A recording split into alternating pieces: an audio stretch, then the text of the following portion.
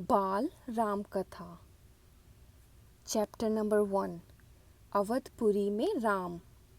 यह कथा अवध की है और बहुत पुरानी है। अवध में सरयू नदी के किनारे एक अति सुंदर नगर था, अयोध्या। सही अर्थों में दर्शनीय, देखने लायक, भव्यता जैसे उसका दूसरा नाम हो। अयोध्या में केवल राजमहल भव्य नहीं था, उसकी एक एक इमारत आलीशान थी। आम लोगों के घर भव्य थे, सड़कें चौड़ी थी, सुंदर बाग बगीचे, पानी से लबालब भरे सरोवर, खेतों में लहराती हरियाली, हवा में हिलती फसलें सरयू की लहरों के साथ खेलती थी। अयोध्या हर तरह से संपन्न नगरी थी। संपन्नता कोने अंतरे तक बिखरी हुई, सभी सुखी, सभी समृद्ध। दुख और विपन्नता को अयोध्या का पता नहीं मालूम था, या उन्हें नगर की सीमा में प्रवेश की अनुमति नहीं थी। पूरा नगर विलक्षण था, अद्भुत और मनोरम। उसे ऐसा होना ही था।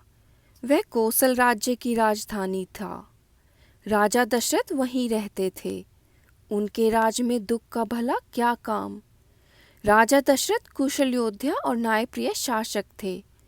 महाराज अज के पुत्र, महाराज रघु के वंशज, रघुकुल के उत्तराधिकारी। रघुकुल की रीति नीति का प्रभाव हर जगह दिखाई देता था।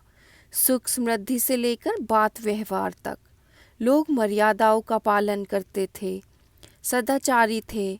पवित्रता और शांति हर जगह थी, नगर में भी, लोगों के मन में भी।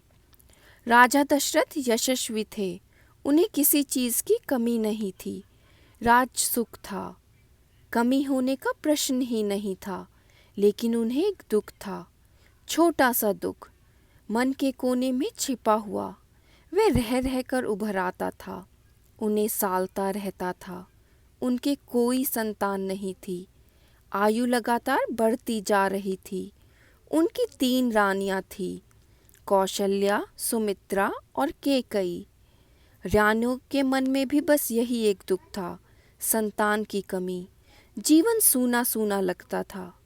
राजा दशरथ से रानियों की बातचीत प्रायः इसी विषय पर आकर रुक जाती थी।